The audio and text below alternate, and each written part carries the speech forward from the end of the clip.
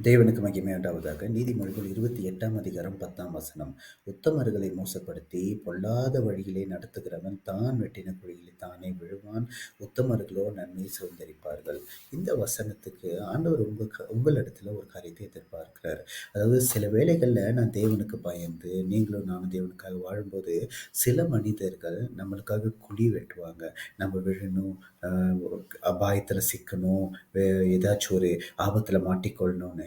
ஆனா ஆண்டவர் சொல்ற காரியம், அப்படி வழிநடத்துகிறவன் தான் வெட்டின குழியிலே தானே விழுவான்னு.